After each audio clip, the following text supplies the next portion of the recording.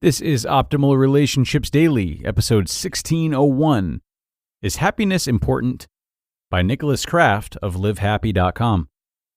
Hello, everybody, and thanks for joining our Sunday bonus episode here on ORD. I'm your host, Greg Audino, and just like we do each Sunday, I'm here to introduce an 8th episode for the week, one that comes from another show in our network, but that we believe you'll enjoy nonetheless. This time, we'll be hearing Justin from Optimal Living Daily narrate Nicholas Kraft's article entitled, Is Happiness Important? So let's get right to it and turn it over to Justin as we optimize your life. Is Happiness Important? By Nicholas Kraft with LiveHappy.com. When setting out to make a documentary about happiness with Adam Schell, I would not have considered this subject to be controversial. Thought-provoking? You bet. The catalyst for conversations among audiences? Hopefully. But when our adventure began more than a year ago, I certainly didn't think we'd be met with skepticism. But we have, a great deal of it. So I think it's worth investigating the doubt we've encountered while traveling the country. Overwhelmingly, the people we've met on our adventure have been supportive and optimistic about the project. They seem to immediately get it and understand the importance of what we've set out to do. Perhaps this is why I've begun to pay more attention to the dissenting voices of skepticism. They stand out more in a sea of positivity. To be clear, these are not people whom I would characterize as grouchy or contrarian. In fact, many of them are delightfully upbeat and happy. But I have come to appreciate their skepticism about the importance of happiness. It is my assumption that if you have come to this article via Live Happy, you do not fall in this camp of skeptics and critics. It is also my assumption that, like me, you believe happiness is important. Happiness is a universal human desire. Happiness is an unalienable right and a fundamental building block of success, right? Maybe not. I don't view this group of dissenters as the opposition, but rather as allies in the journey to leading a happier life. In fact, I believe those of us living on a steady diet of self-help and how to be happier lists may find the greatest insights into living happy come from the conversations I've had with these skeptics rather than the happiest people in America. I'd like to present their case, which I've defined by 3 statements about happiness, because I believe doing so will help those looking to lead happier lives. Number 1, happiness is not important. Number 2, happiness is selfish. And number 3, happiness is detrimental to progress. Number 1, happiness is not important. Our first task is defining important. Overwhelming evidence suggests happiness is important, so long as your desired outcome is recovering from illness faster, earning more money, appearing more attractive, and relieving stress. Very few people, if anyone, could seriously argue that these are not important. But for some, the larger question of importance has less to do with a standard of living and more to do with this question: what's it all about?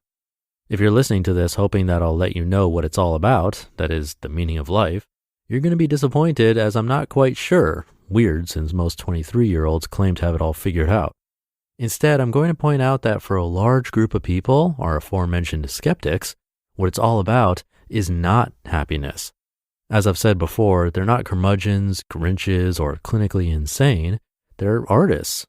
All right, some artists may very well be clinically insane, but it's certainly not a requirement. I use this label to describe anyone whose primary quest is creation. A painter is an artist whose brushstrokes withstand centuries of change and remind us of our cultural roots. A novelist is an artist whose words provoke our imaginations to explore new worlds. An astrophysicist is an artist whose theories and calculations help translate the mysteries of the cosmos into language and common understanding. This group is not motivated by a pursuit of happiness, an often fleeting feeling, but instead by a desire to make sense of the world.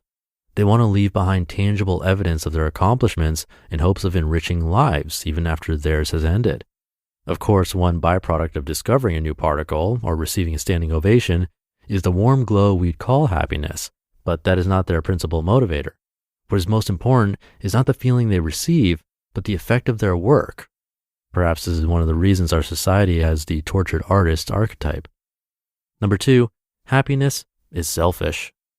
I must admit that while none of the skeptics are grouchy, there has certainly been an undertone of disdain for the self-help industry. There are a number of influencing factors, but I believe the common belief is that self-help with regards to happiness is primarily self-serving.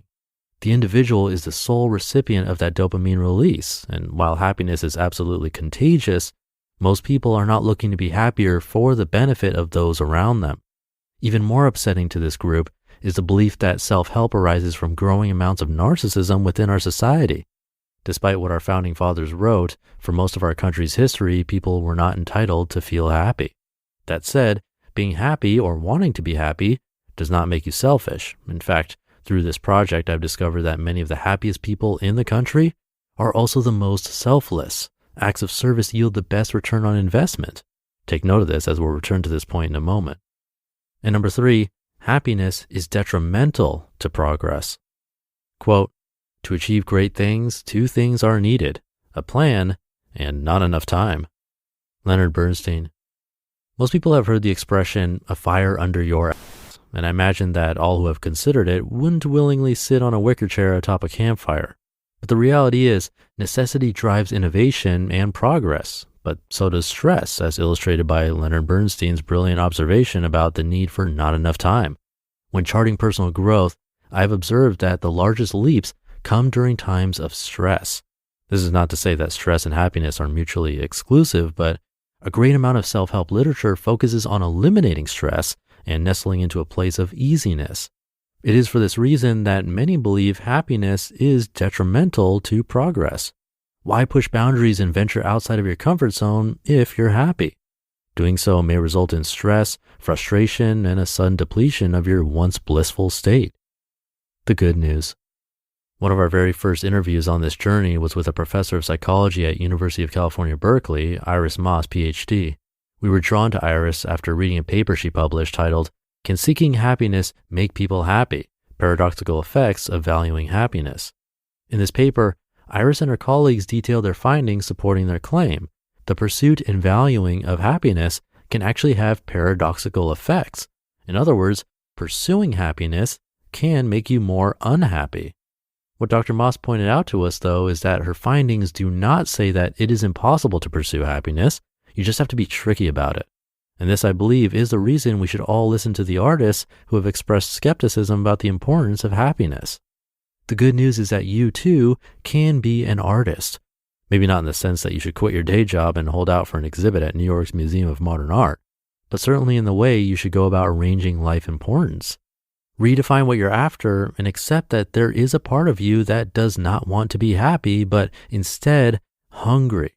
For some people, that part speaks louder than for others, but no one is full all the time. In those moments of hunger, I challenge you to consider that happiness may not be the most important thing you can strive for. Instead, attempt to solve a problem, find meaning, or create work that benefits others.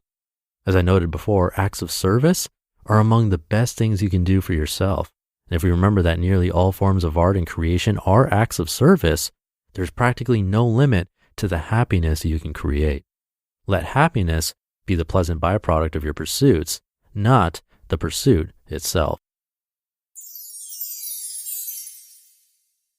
You just listened to the post titled, "Is Happiness Important?"